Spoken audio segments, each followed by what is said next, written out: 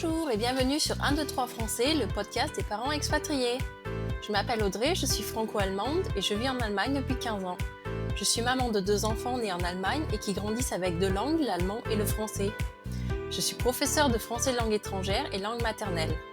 En 2022, j'ai lancé les Franco-Expats pour permettre aux enfants francophones de Cologne et de l'étranger de garder un lien actif avec la langue française ainsi qu'avec la culture francophone.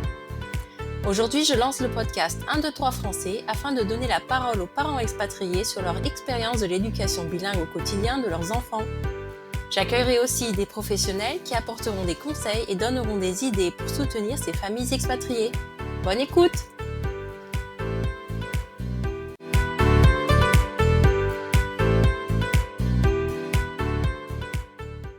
Aujourd'hui, j'ai le plaisir d'accueillir Fanny, maman française qui vit en Islande. Bonjour Fanny. Bonjour Audrey. Est-ce que tu peux te présenter pour commencer? Alors, je m'appelle Fanny, je suis française à la base, mais ça fait tellement longtemps que j'ai quitté la France que c'est difficile de me sentir française. J'habite maintenant en Islande depuis 18 ans, où j'ai déménagé quand j'avais encore 2 tout petits enfants qui sont maintenant adultes. Et donc, tes enfants, est-ce qu'ils grandissent de manière bilingue? Le papa, il parle quelle langue? Le Ou la père, il famille? parle français aussi, mais on est séparés depuis quasiment le tout début, donc oui, les enfants grandissent bilingues, mais c'est tout sur mes épaules à moi. D'accord. Voilà. Et comment ça se fait que tu es arrivée en Islande, du coup? On a déménagé ensemble en famille parce que lui, il aime beaucoup l'Islande. Il m'a fait visiter, j'ai eu envie tout de suite d'y emménager. Et voilà, on a fait 2 enfants et ensuite on est venu ici ensemble et on s'est séparés 1 mois plus tard. D'accord. Donc, du coup, tes enfants, quand ils sont arrivés en Islande, ils ne parlaient que français, c'est ça? C'est ça. Donc mon aîné avait à peine 2 ans et demi et ma plus jeune, elle avait 11 mois quand on est arrivés. Donc la langue était pas vraiment développée, ça commençait à quelques mots, et cetera. Mais voilà, mais sinon elles étaient complètement francophones, les 2. Et puis ben quand elles ont commencé à aller à l'école, c'est là que ça a commencé à partir en bilingue. Ça s'est fait justement cet enseignement bilingue, notamment avec l'islandais. Est-ce qu'elles ont réussi facilement à apprendre les 2 Alors langues en même temps? elles l'ont pris sans problème, ça a commencé direct, elles ont commencé à aller à l'école et puis immédiatement c'est parti même trop bien. C'est-à-dire que quand elles étaient en moyenne section de la maternelle, elles étaient ensemble parce qu'elles sont très proches en âge et elles parlaient en islandais toute la journée et elles avaient de la peine à repasser au français quand elles rentraient à la maison. Et ça a été vachement dur parce que ben j'étais la seule source de français dans le sens où c'était ma responsabilité de faire en sorte qu'elles soient exposées au français. Donc j'avais des amis francophones, j'ai fait en sorte qu'elles aient un cercle francophone autour d'elles. Mais ce que je voulais surtout, c'est qu'elles apprennent à jouer en français ensemble quand elles étaient à la maison, qu'elles comprennent qu'il y ait la langue de l'école et la langue de la maison. Mais quand elles étaient ensemble dans la même section en maternelle, et ben ça marchait pas parce que à cet âge-là, elles avaient quoi, 3 et 5 ans. Elles arrivaient pas à comprendre pourquoi est-ce qu'elles devaient changer de langue. Et j'ai dû prendre la décision quand mon aîné est passé en grande section de maternelle de les séparer d'école. Je les ai mis dans 2 écoles différentes. Et là, le changement a été immédiat en fait. Dès le premier mois, elles ont commencé à jouer ensemble en français et voilà. C'était assez impressionnant et j'ai jamais été autant, comment dire, justifiée d'une décision qu'à la base j'étais pas sûre du tout et j'étais là, ouais, j'ai gagné. Mais c'est intéressant ce que tu dis. C'est vrai qu'il faut avoir l'idée et se lancer, de se dire, bah tiens, est-ce que ça peut être ça le problème, entre guillemets, et est-ce que le problème va se résoudre et de voir que ça marche en plus. Ça a sauvé leur acquisition de la langue française complètement. Je suis convaincue que c'est cette décision à ce point-là qui fait que maintenant elles sont des jeunes adultes trilingues, parce que forcément elles ont appris l'anglais au passage. Donc elles ont maintenant 18 et 20 ans et elles parlent les 3 langues sans aucun problème, elles sautent de l'une à l'autre. Voilà, mais c'est cette décision à ce moment-là qui a rendu ça possible. Je suis assez fière de moi. Tu peux. Très honnêtement. Tu as le droit. Alors, de manière un peu plus générale, comment est la vie parentale, la maternité en Islande? Est-ce qu'elle est soutenue? Est-ce qu'il y a des avantages, des aides, etc.? Ça dépend de quel côté on regarde. Il y a des avantages dans le sens où, pour moi, une des choses les plus géniales du système islandais, c'est qu'en cas de séparation ou de divorce, la pension alimentaire que me devait leur papa, en fait, ça passe pas directement d'un parent à l'autre. C'est le gouvernement qui paye ça aux parents qui reçoivent la pension alimentaire et qui ensuite se débrouille pour récupérer les sous chez l'autre parent. D'accord. Ce qui fait qu'à aucun moment, il y a la question de s'il y a des problèmes, un parent qui peut pas payer, le parent qui reçoit la pension alimentaire n'en pâtit pas. Donc ça, c'est un des trucs les plus géniaux de leur système social parce que le père de mes enfants est reparti en Grèce et puis en Suisse et voilà, il n'était pas toujours fiable, voilà, il a plus ou moins disparu pendant quelques années. Et je n'aurais pas réussi à survivre avec mes enfants sans ce système-là qui faisait que j'avais pas besoin de me batailler chaque mois pour récupérer la pension alimentaire. Parce que le gouvernement s'occupait de ça et lui, pendant ce temps-là, il accumulait une gentille petite dette envers le gouvernement. Ça, c'est vraiment un point où ça facilite beaucoup les choses. Au-delà de ça, c'est difficile d'être un parent d'origine étrangère. Parce que c'est très difficile de rentrer dans la clique des parents islandais. Et j'aurais bien aimé pouvoir... je vois, moi, quand j'étais petite, ma mère, elle se faisait plein d'amis à la sortie d'école à attendre les enfants. Certains de ses meilleurs amis, c'était justement des parents qui attendaient à la sortie de l'école. C'est quelque chose que, oui, j'ai des connexions avec ces gens-là, mais j'ai pas vraiment d'amitié. C'est très difficile de rentrer dans la société islandaise. Du coup, c'est très isolant. Heureusement que j'avais un cercle d'amis français très solide, parce que sinon, j'aurais été très, très isolée. Plus comme mère célibataire, à l'étranger, donc pas de grands-parents pour m'aider, etc. C'était... Ouais, c'était pas forcément évident. Oui, j'imagine en effet que c'est pas facile hein, quand on est seul, comme tu dis, et en plus dans un pays. Alors je ne sais pas si tu parlais déjà la langue à la base ou si tu devais l'apprendre, mais justement, il y a tout ce côté d'intégration, c'est un très gros travail. C'est ça. La langue, je l'ai apprise en même temps que mes filles. C'est-à-dire que pour moi, c'était un essentiel. Il était hors de question, comme j'étais mère célibataire avec mes deux gamines, je ne voulais pas qu'elles puissent utiliser la langue contre moi. Il était hors de question qu'elles puissent se chuchoter ensemble en islandais sans que je comprenne. Je peux comprendre. Eh ben, ça, c'est de la sacrée motivation. Du coup, la langue, je l'ai apprise en même temps qu'elles. Et à aucun moment, elles se sont dit ah, trop bien, maman, elle comprend pas. Donc, elles n'ont jamais pu utiliser... Elles m'ont fait d'autres coups, mais celui-là, elles l'ont pas fait. Alors, on va continuer sur l'Islande. Comment est-ce que le français ou le bilinguisme, de manière générale, est vu là-bas? Ça dépend par qui, évidemment. Les écoles ont encore pas mal de problèmes. C'est difficile de leur faire comprendre que le bilinguisme, c'est pas un frein, et que c'est plutôt un avantage. Ils ont tendance à regarder les statistiques de lecture, etc. et dire « Ah, votre enfant, il est en retard. » Oui, non, mais mon enfant, il apprend à lire en 2 langues. Donc non, il est pas en retard. Il est en avance. C'est juste que forcément, 2 langues égale moins de vocabulaire dans chacune des langues, mais plus de vocabulaire en tout, quoi. Et ça, ils ont encore beaucoup de peine à comprendre. Ça commence à aller de mieux en mieux. Ils commencent à avoir de plus en plus de cours d'islandais pour les enfants d'immigrants. Mais le soutien de la langue maternelle est encore très faible. C'est-à-dire que ça reste encore complètement la responsabilité des parents de soutenir l'éducation dans la langue maternelle. Donc de les inscrire, soit on a une compagnie qui s'appelle Mothermaul, qui veut dire langue maternelle, qui donne des cours dans plein de langues différentes, ou pour les francophones, on en a l'Alliance française. Mais ça, c'est en fonction des parents, de faire en sorte qu'il y ait de l'intérêt, parce que dès qu'il y a moins d'intérêt à l'Alliance française, l'Alliance perd ses subventions pour avoir des cours de français langue maternelle.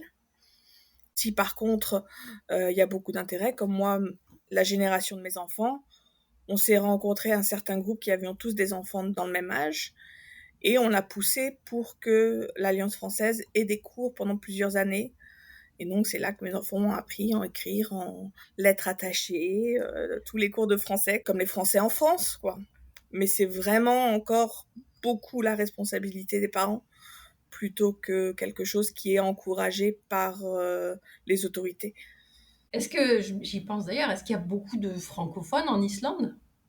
Statistiquement, il y a à peu près autant de francophones en Islande qu'il y a d'Islandais en France. C'est-à-dire, on est à peu près 300 Français de France. Après, on est un peu plus de francophones parce que forcément, il y a des Belges, des Suisses, des Canadiens, etc. Mais ouais, on va dire entre 300 et 500, j'imagine. Après, il y en a sûrement d'autres qui parlent le français, qui l'ont appris en langue étrangère. Mais en langue maternelle, on doit être à peu près ça, ouais.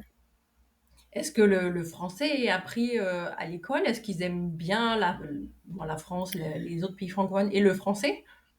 Oui, alors il y a cette attitude qu'on trouve beaucoup dans les pays étrangers de la France, c'est la langue de la romance, c'est merveilleux, c'est la langue la plus belle du monde. Ils ont cette idée-là. Et il y a beaucoup d'Islandais qui apprennent le français au niveau du lycée. C'est appris que au niveau du lycée ou plus tard, pas avant. Et il y en a beaucoup qui ont ça. Et à chaque fois que je dis que je suis française, c'est quasiment une fois sur deux que ah oui, j'ai appris le français. Oh oui, baguette. Ça, c'est ce qui ressort tout le temps. La baguette, on n'y échappe pas. Donc, je vais continuer ce que tu disais. Il y a l'Alliance française qui fait des cours et donc j'ai l'habitude de demander s'il y a d'autres actions locales qui sont faites pour soutenir le français chez les enfants francophones. Ben, une fois de plus, ça dépend beaucoup des générations et des parents. C'est-à-dire que moi, ma génération, on était 5 ou 6 mamans très motivées de soutenir l'apprentissage du français. Et on avait tous des enfants environ dans le même âge, qui avaient entre 3 et 7 ans. Et on a organisé ce qu'on appelait nos goûters francophones, où une fois par semaine, on se retrouvait quelque part et on laissait les enfants jouer ensemble en français et on leur faisait chanter des chansons, des comptines, voilà. Mais c'était complètement notre initiative à nous, quoi. On s'est débrouillé pour trouver un endroit où on pouvait squatter. Très honnêtement, on s'est trouvé un endroit où on a eu la permission de venir s'installer pendant 2-3 heures chaque jour, chaque semaine plutôt. Et voilà, et on jouait, on chantait ensemble, on faisait des activités. Et voilà. Mais après, une fois que nos enfants ont grandi, au-delà de cet âge où on peut encore les forcer à aller chanter des comptines, ça s'est un peu arrêté. Et puis ensuite, je sais qu'il y a d'autres parents qui ont essayé, qui continuent des fois, mais bon, voilà, ça dépend vraiment de qui connaît qui et qui est motivé, parce que faut de la motivation. Oui, c'est vrai, hein, c'est ça. Il faut toujours, il faut rester derrière et c'est, j'allais dire, c'est un combat. Alors, c'est pas un combat évidemment, mais c'est quelque chose qui se fait sur du très très très long terme et c'est pas. C'est on un fait une travail. semaine et ça marche. C'est un travail à temps plein et c'est quelque chose qu'on peut pas lâcher. Et c'est voilà, faut être toujours aux aguets. Voilà, moi je sais que le mot que j'ai dit à mes enfants le plus souvent quand elles grandissaient, c'était français. Dès que je les entendais jouer dans la pièce d'à côté et que j'entendais l'islandais, c'était français. Mais ça a marché du coup. Ah, ça a marché et maintenant elles parlent ensemble qu'en français. Au point où elles ont de la peine, elles ont maintenant chacune leurs copains qui eux parlent islandais et ou anglais, et elles ont de la peine quand ils sont tous les quatre à parler autre chose que le français ensemble, parce que c'est leur langue à elles deux, quoi. Oui, c'est chouette. Oui, c'est très sympa, et puis elles ont acquis un niveau où elles peuvent lire et écrire aussi. Elles pourront sûrement faire des études en français si besoin. Voilà, c'était dur.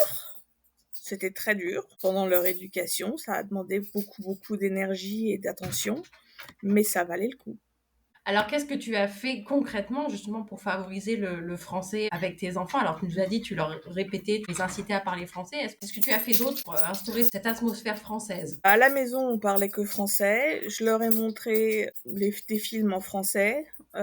Tous les films Disney, elles les connaissent principalement en français, au point où l'autre jour, ma fille aînée me téléphonait en me disant « Ah maman, j'ai essayé de regarder Merlin l'Enchanteur en anglais.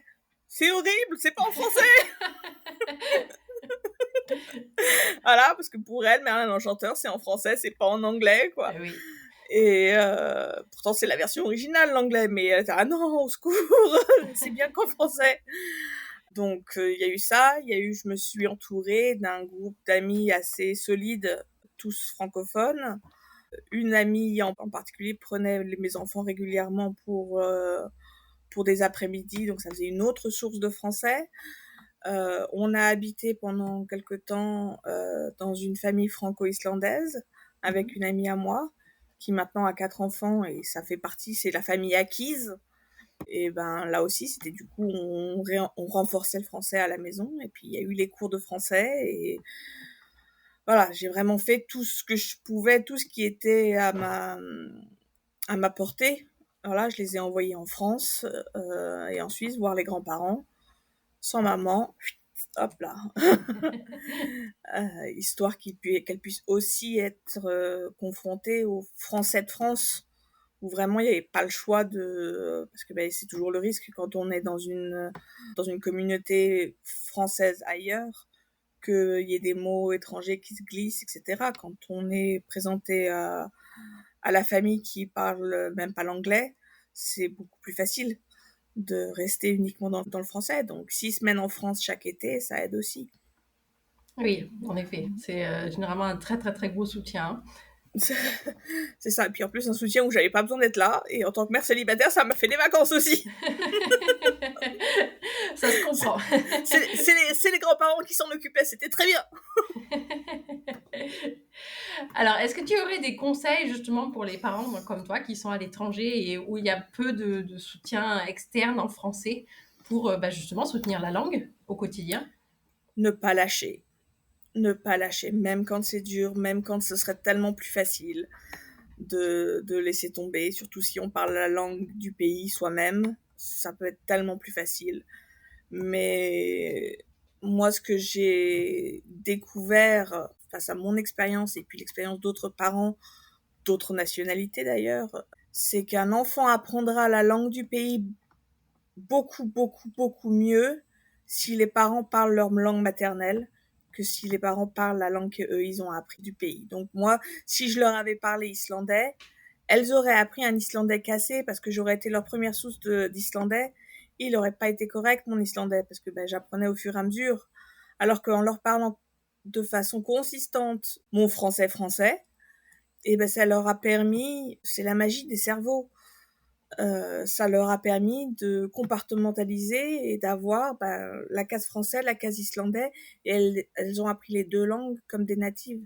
Et c'est une erreur que je pense beaucoup de parents font en se disant non, je vais leur parler la langue du pays où on est, comme ça elles l'apprendront mieux. Mais je pense pas que ce soit le cas. Moi, j'ai eu suffisamment d'exemples d'enfants qui avaient de la peine en islandais parce que leurs parents d'origine étrangère leur parlaient islandais.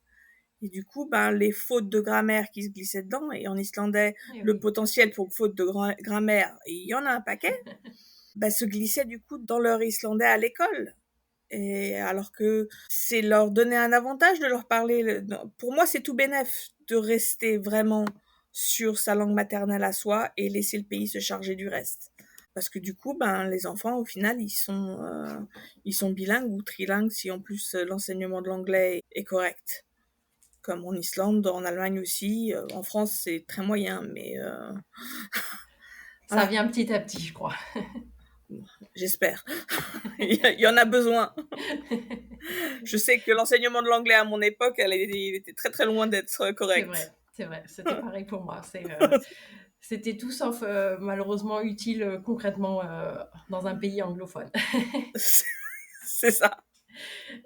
Alors pour finir, est-ce que tu as une ou plusieurs anecdotes de tes filles, alors quand elles étaient enfants, puis maintenant elles sont grandes, donc plus quand elles ont commencé à apprendre les 2 langues, est-ce qu'elles ont fait des mélanges ou des traductions bizarres? Sûrement plein. Moi, mon truc préféré, c'est quand elles avaient 10 ans et 8 ans environ. elles se sont mises à dire un mot qui sonnait pour moi comme chouquette. Et elles le disaient à la place de ouf. Quand on se dit ouf, tant mieux, hein, là. Elle disait chouquette. Et j'étais là, mais pourquoi chouquette? D'où est-ce qu'elle sort ce chouquette? Qu'est-ce que c'est que ça?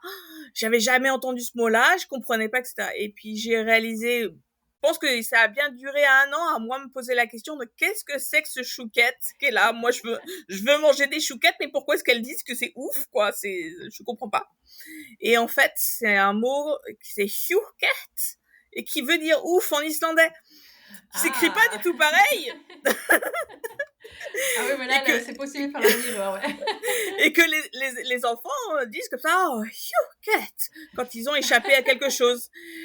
Et ça a été un point d'interrogation pendant au minimum 1 an mais qu'est-ce qu'elles ont à dire chouquette à la place de ouf? Je ne comprends pas. Ah, c'est mignon. Voilà. C'est, voilà.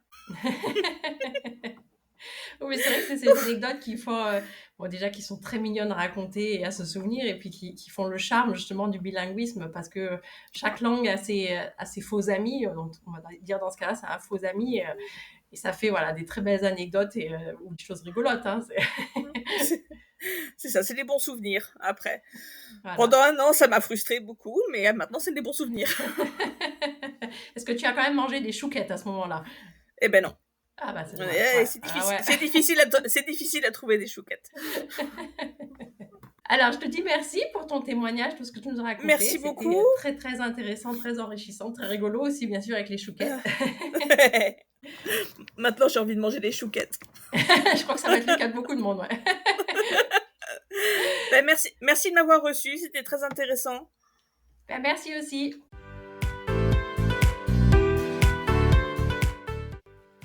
J'espère que cet épisode vous a plu et je vous donne rendez-vous bientôt pour un nouvel épisode. N'hésitez pas à me partager en commentaire vos impressions et vos questions. À bientôt!